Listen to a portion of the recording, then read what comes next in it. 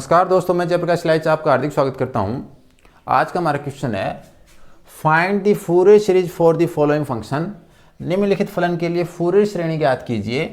f of x equals to -1 if x is greater than -pi less than 0, f of x equals to 0 if x equals to 0 और f of x equals to 1 if x is greater than 0 and less than pi. अगर मैं ये बीच वाली value न लिखूं तो हमारा function ये हो जाता है। दोनों बात एक ही, दोनों से सेम ही फूरियर सीरीज प्राप्त होगी। इसका रीजन अभी हम देखते हैं। हैंस डिड्यूस दैट, अतः निगमन कीजिए pi upon 4 equals to 1 minus 1/3 plus 1/5 minus 1/7 plus dot dot dot. ये हमें इससे निगमन करना है। तो अगर इस फंक्शन का अगर हम डायग्राम देखें तो f(x) की वैल्यू -1 है, f(x) की वैल्यू -1 है जब x की वैल्यू -पाई टू 0 है, जब x की वैल्यू -पाई टू 0 है। और जब x की वैल्यू 0 से पाई है, जब x की वैल्यू 0 से पाई है तो फंक्शन की वैल्यू 1 है, यानी फंक्शन की वैल्यू 1 है। तो हमारा जो ये फंक्शन है वो पॉजिटिव x के लिए +1 वैल्यू देता है, नेगेटिव x के लिए -1 वैल्यू दे रहा है। तो इस फंक्शन में अगर हम 0 पे देखें फंक्शन की वैल्यू क्या है, तो हमारी जो फंक्शन की वैल्यू होगी 0 पे वो होती है 0 पे लेफ्ट हैंड लिमिट प्लस 0 पे राइट हैंड लिमिट का एवरेज होता है। और अगर 0 पे लेफ्ट हैंड लिमिट निकालोगे तो हमेशा -1 वैल्यू आएगी, और 0 पे राइट हैंड लिमिट निकालोगे तो उसकी वैल्यू हमेशा +1 आएगी। तो अगर मैं इसकी वैल्यू निकालूंगा तो मुझे -1 प्लस 1/2 मिलेगा, और 0/2 यानी फंक्शन की 0 पे वैल्यू क्या मिलेगी, 0। तो अगर इस फंक्शन के लिए अगर हमें फूरियर सीरीज ज्ञात करनी है और हमें f(0) भी लिखना हो तो f(0) क्या होगा, 0 होगा, जिससे हम इस प्रकार लिख के भी डिफाइन कर सकते हैं।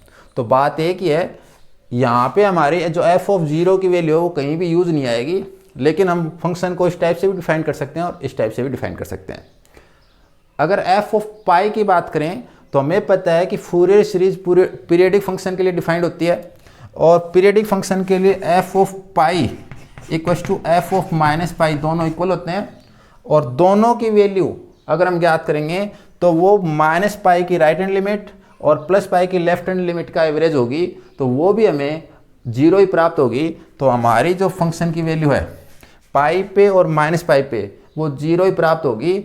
अगर नहीं गिवन है तो भी बात एक ही है, अगर साथ में ऐसा और लिख दें कि x इक्वल्स टू +-पाई तो भी हमें फंक्शन की वैल्यू क्या मिलेगी, 0 मिलेगी। तो ये वैल्यू और ये वैल्यू कहीं भी यूज नहीं है, लेकिन हमें फंक्शन की वैल्यू ऐसी मिलनी चाहिए ताकि वो पीरियडिक फंक्शन की कंडीशन सेटिस्फाई करें, और साथ ही साथ हमारा जो डिसकंटिन्यूअस पॉइंट है वो लेफ्ट हैंड लिमिट और राइट हैंड लिमिट का एवरेज प्राप्त हो। तो अब सॉल्यूशन स्टार्ट करते हैं। हमारा जो फंक्शन का ग्राफ है वो हमारा इस टाइप का बना है, और हम इसको देखें तो ये ओरिजिन के रिस्पेक्ट में सिमेट्रिक है, यानी मूल बिंदु के सापेक्ष सममित है। अगर कोई भी ग्राफ मूल बिंदु के सापेक्ष सममित हो तो वो फंक्शन है वो ओड फंक्शन कहलाता है, विषम फलन कहलाता है। इसको आप इस प्रकार समझ सकते हो, मान लीजिए कि ये हमारा इस टाइप का ग्राफ है, और अगर मैं इस पॉइंट को फिक्स करके और इसको अगर रोटेट करूं तो रोटेट करने पर हमारा इस टाइप का ग्राफ प्राप्त होगा। और अगर इस टाइप का ग्राफ प्राप्त होगा तो यानी सेम वैसा ही रह रहा है, कोई चेंज नहीं हो रहा। तो अगर ऐसा का ऐसा मिल रहा है तो इसका मतलब ये ओरिजिन के रिस्पेक्ट में सिमेट्रिक है, और अगर ओरिजिन के रिस्पेक्ट में सिमेट्रिक है तो इसका मतलब विषम फलन है। इसे हम ग्राफ से भी देख सकते हैं इजीली, लेकिन एग्जाम में हमें प्रूफ करके दिखाना पड़ेगा ये ओड फंक्शन है। या तो ओड फंक्शन प्रूफ करके दिखाओ या ए नोड ए एन और बी एन सभी ज्ञात करो। तो मैं पहले ओड फंक्शन ज्ञात कर रहा हूँ कि ये ओड फंक्शन कैसे है। तो सबसे पहले मैं f ऑफ -x लिखूँगा। तो f ऑफ -x लिखेंगे तो -1 जहाँ पे भी x है x के स्थान पे -x आ जाएगा, तो x को -x से रिप्लेस कर दिया।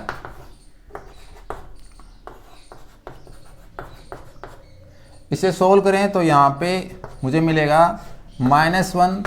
अगर मैं इसे कंप्लीट माइनस से मल्टीप्लाई करूँ तो माइनस से मल्टीप्लाई करने पर यहाँ पे पाई, माइनस से मल्टीप्लाई करने पर इनइक्वलिटी जो ये लेस देन की है ग्रेटर देन में कन्वर्ट हो जाएगी।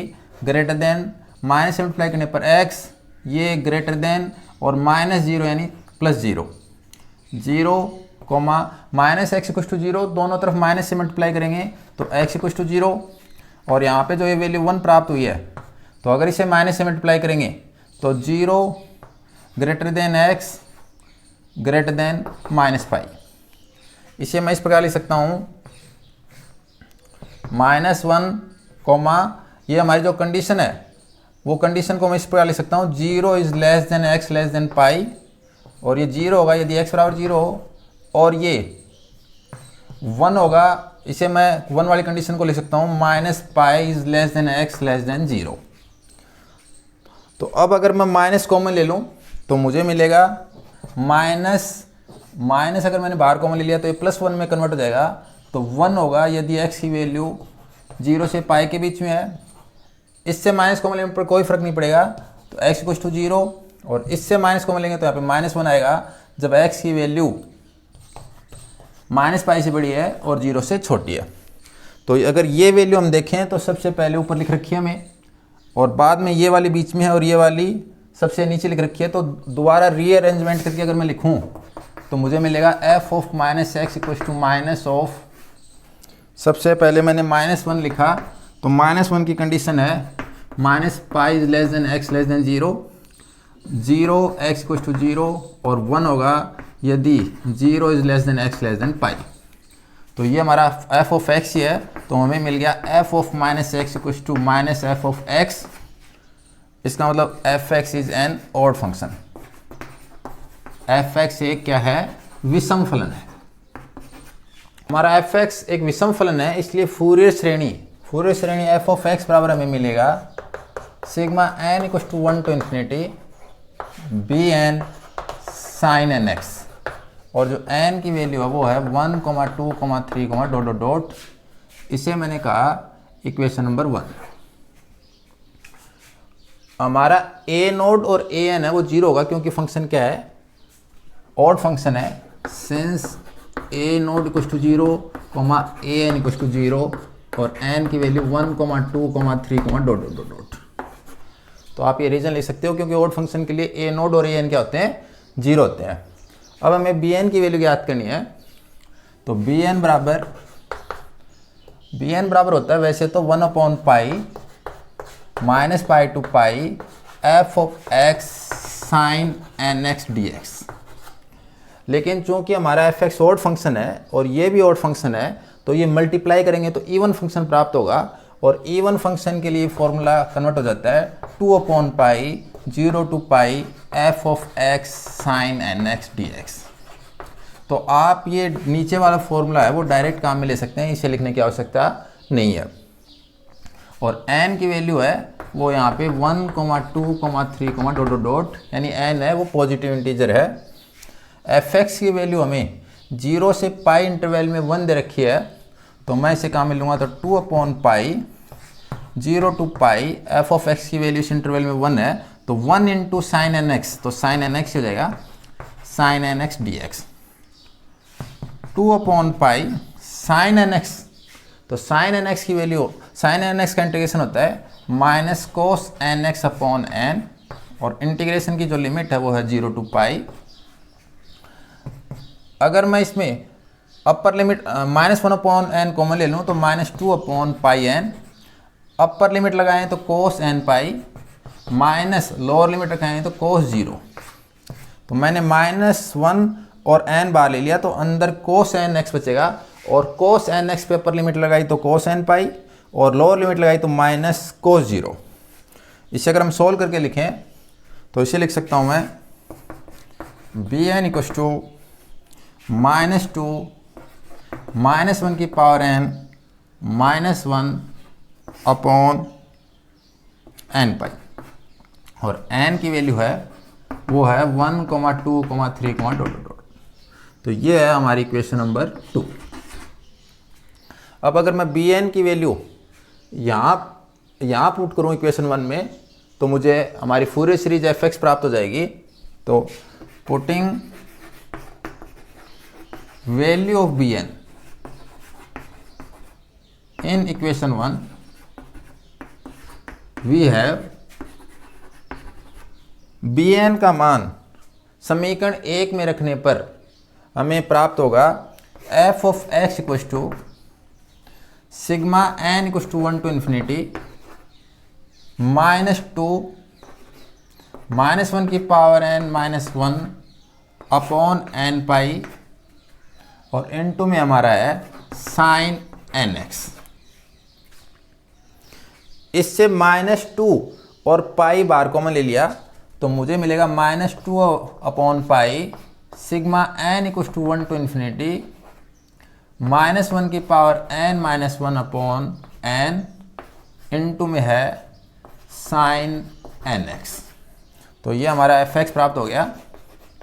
इसमें हम n की वैल्यू 1 2 3 4 इस प्रकार पुट करेंगे। f of x equal to -2 over pi, n की वैल्यू 1 पुट करेंगे तो -1 -2 अपॉन 1 यानी -2, तो मुझे मिलेगा -2 साइन x। n की वैल्यू 2 पुट करेंगे तो +1 -1 जीरो होने पर कंप्लीट जीरो जाएगा तो 0। अगर 3 पुट करेंगे तो -1 -2 अपॉन 3, तो -2 अपॉन 3 साइन 3x। अगली स्टेप में अगेन 0। अगली और स्टेप करेंगे तो -2 अपॉन 5, तो -2 upon 5 sine 5x plus 0 minus dot dot dot dot. इस प्रकार हमें ये सीरीज मिलती रहेगी। -2 अगर बाहर कॉमन ले लें तो मुझे मिलेगा 4 upon pi f of x equal to 4 upon pi sine x minus sine 3x upon 3 plus, ये भी प्लस है, sine 5x upon 5 plus dot dot dot. ये हमारी फोरियर सीरीज हमें प्राप्त हो गई, जिसे मैंने कहा इक्वेशन नंबर 3। अब हमें डिडक्शन करना है, निगमन करना है। तो निगमन करने के लिए हमें सीरीज में चाहिए 1 + 1/3 + 1/5, यानी ये सभी वैल्यू 1 होनी चाहिए या सभी वैल्यू -1 होनी चाहिए ताकि माइनस कॉमन आ जाए। तो हमें पता है 0 या पाई या -पाई पे तो ये सभी 0 जाएंगे, तो इसलिए मुझे या तो π/2 रखना है या -π/2 रखना है। तो मैं x की वैल्यू π/2 लूँगा, तो taking x equal to π/2 we get, हम अगर इसमें x बराबर π/2 लिखें या पुट करें तो f of π/2 equal to 4 upon pi sine π/2, तो साइन π/2 1 होता है, साइन 3π/2, तो साइन 3π/2 -1 होता है, तो माइनस हो जाएगा, तो -1/3 साइन 5π/2 +1, तो +1/5 माइनस, इसी प्रकार ये सीरीज चलती रहेगी डॉट डॉट डॉट। यहाँ पे अगर आप फॉर्मूला काम में लेना चाहो तो ये फॉर्मूला भी काम में ले सकते हो, sign 2n + 1 into π/2 equal to -1 की पावर n।